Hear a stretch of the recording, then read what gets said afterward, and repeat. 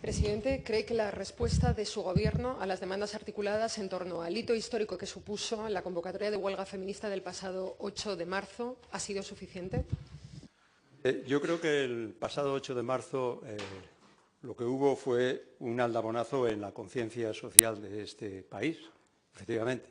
Bueno, luego, a partir de ahí, cada Gobierno, cada Administración pública tomó las decisiones que entendió necesarias, antes y después de ese hito. Y si a mí me pregunta si han sido insuficientes, le digo que no. Pero ninguna administración, ninguna organización sindical, ni ninguna organización, incluso feminista, dirá que las medidas que se han tomado han sido suficientes. Otra cuestión es si en términos comparativos, en términos de esfuerzo, son o no importantes las decisiones que se han tomado. Gracias, presidente. Estamos hoy a una semana de que se celebre el Día Internacional de la Mujer, una cita que, tras lo que vimos y vivimos el 8 de marzo del año pasado, nos atrevemos a augurar que va a suponer una jornada histórica de movilización, de reivindicación y de visibilización en materia de igualdad, feminismo y democracia, como ya lo fue la convocatoria de 2018. El próximo viernes, miles de asturianas y asturianos secundaremos de nuevo la huelga convocada por el movimiento feminista. Saldremos a la calle a manifestarnos en favor de una sociedad justa e igualitaria en la que el género no sea un condicionante para el desarrollo laboral, social y personal. Este año la movilización se hace aún más necesaria, si cabe. Las causas que la justifican persisten. Frente a quienes se amparan en proyectos políticos que pretenden cuestionar derechos conquistados con mucho esfuerzo por las mujeres o restarle importancia a problemas tan dolorosos en nuestra sociedad como la violencia machista en todas sus formas y manifestaciones. Casi un año y medio después de la aprobación del Pacto de Estado contra la Violencia de Género, 47 mujeres han sido asesinadas por sus parejas o exparejas en 2018 y 10 mujeres en 2019, según las cifras oficiales que, como sabe, toman nota de aquellas muertes en las que el asesino mantenía o mantuvo dicha relación con la asesinada. El mes de septiembre del año pasado, de hecho, fue denominado Septiembre Negro debido a que 9 mujeres fueron asesinadas por violencia machista, 2 de las cuales eran niñas de 3 y 6 años. 3 mujeres fueron asesinadas en 2018 en Asturias, según las cifras del Gobierno de España. Además, Asturias se situó tristemente a la cabeza de asesinatos machistas en el mundo rural. En cuanto a un tipo específico de violencia machista, la violencia sexual no recogida a día de hoy en la Ley Orgánica 1/2004 de medidas de protección integral contra la violencia de género, y a pesar de que no contamos con datos desagregados, sabemos que entre enero y junio de 2018 se denunciaron más de 4 violaciones al día. Estos datos terribles no deben hacernos perder de vista que, gracias a, entre otras cosas, la movilización social, hay avances palpables. Pero queda mucho por hacer para terminar con el acoso en los centros de trabajo, romper los techos de cristal, el suelo pegajoso y cerrar de una vez por todas la brecha salarial. Cabe esperar de quienes vemos en el reconocimiento pleno de los derechos de las mujeres no una amenaza, sino una oportunidad y, sobre todo, un acto de justicia, algo más que palabras vagas y meras declaraciones de intenciones. Conocíamos hoy los datos desagregados por comunidades autónomas del último barómetro del CIS, y Asturias es donde más lejos se ve la igualdad. El 71,6% frente al 57,7% en el conjunto del Estado. Como digo, el 71,6% de los encuestados en Asturias afirman rotundamente que para garantizar una igualdad efectiva entre mujeres y hombres quedan muchas cosas por hacer.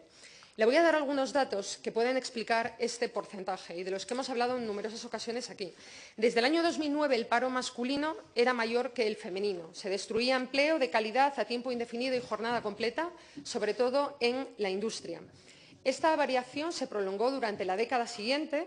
Sin embargo, la EPA del conjunto de 2018 revelaba que con los primeros inicios de la recuperación económica se volvió a la tónica de los años anteriores a la crisis, con una mayor ocupación entre hombres que entre mujeres. Tras los años de crisis, el número de mujeres paradas en Asturias vuelve a superar al de los hombres. Los números hablan de destrucción de empleo en el sector servicios, muy feminizado, con trabajo temporal y tiempos parciales, precario y con alta rotación. Asturias presenta la brecha salarial más amplia por comunidades autónomas, un 28,2% frente al 17,2% de media estatal, de tal forma que se dice que una mujer en Asturias percibe casi 6.300 euros menos al año que un hombre y debería trabajar 103 días más para igualar la retribución. Los bajos salarios asignados a los sectores más feminizados ponen de manifiesto que los trabajos atribuidos a los roles de género femeninos aún se consideran de menor valor. Las brechas nos acompañan toda la vida, hasta las pensiones. La pensión de los hombres en Asturias es la mayor de España, duplica a la de las mujeres, alejadas de los sectores donde se han establecido condiciones más ventajosas de jubilación, con menores periodos de cotización y bajos salarios durante toda la vida laboral. Y ahí hay que sumarle que en su mayor parte realizamos los trabajos no remunerados de cuidado de mayores, menores y personas dependientes. La pauperización de nuestro sistema del bienestar, recrudecida por las medidas de austeridad impuestas por los gobiernos durante la crisis, ha hecho mella sobre las mujeres en la medida en la que se bloqueó en gran parte su acceso a derechos económicos, sociales y culturales, de vivienda y de salud. Y todo ello, por cierto, con un 61,9% de mujeres con estudios superiores frente al 44,3% de hombres en Asturias. Nuestro mercado laboral, por tanto, continúa penalizando a las mujeres y situándonos como una fuerza de trabajo de segunda. El primer paso para combatir esa brecha salarial es reconocer su existencia en toda su amplitud. No pueden escudarse tras el argumento de nuestra particular estructura productiva que históricamente ha empleado a hombres, porque ese análisis cierra los ojos a la realidad de que hay brecha salarial en todos los sectores y a ello se unen, insistimos, el suelo pegajoso y el techo de cristal que nos pone límites en el ascenso en la pirámide laboral, tanto en la empresa privada como en la pública. Una vez que se identifica y reconoce ese problema de discriminación retributiva, lo que toca es actuar desde un enfoque múltiple.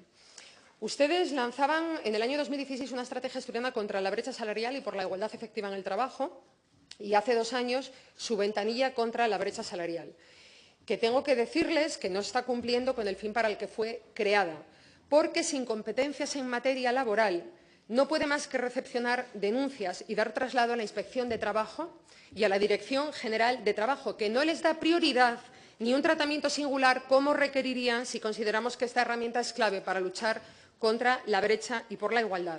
Sin un compromiso con la igualdad por parte de los responsables de la Consejería de Empleo, me temo que tenemos poco que hacer.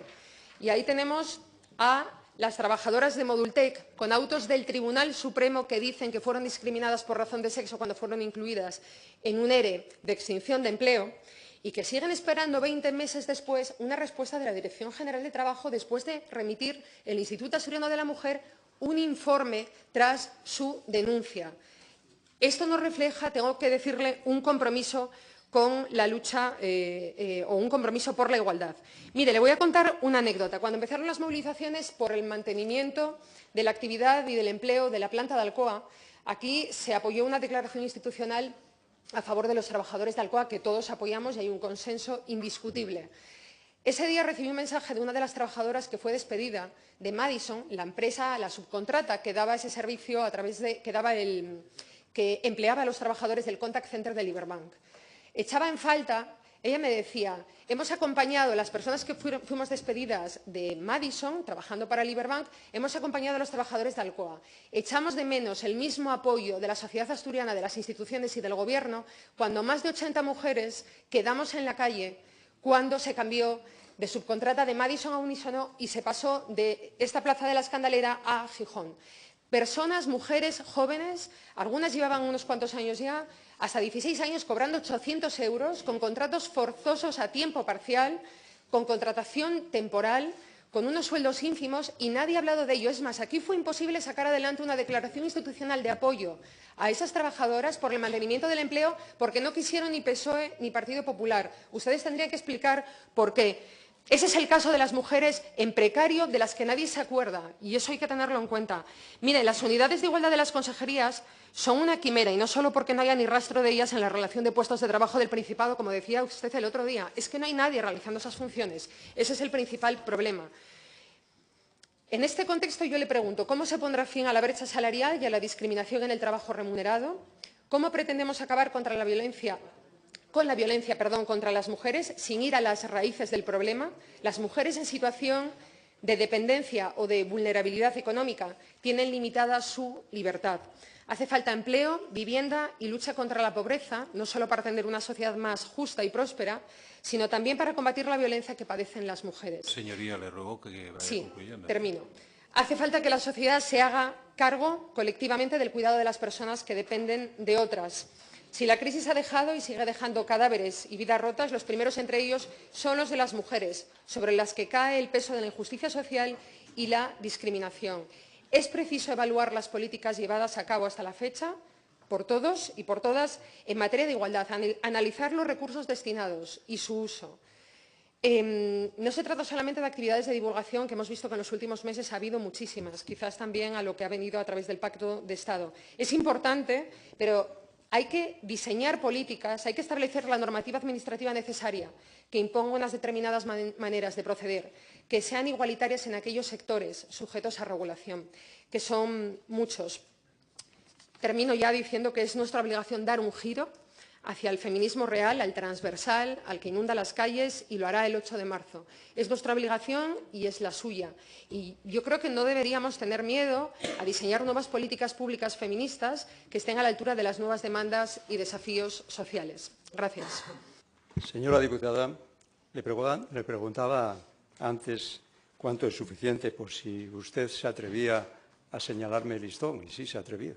Lo que pasa es que lo hace con una firmeza y en algunos asuntos que debería reconocer que es difícil alcanzar y, en definitiva, darnos satisfechos en la lucha por la igualdad. Mire, por mi parte, le voy a decir lo que no es suficiente.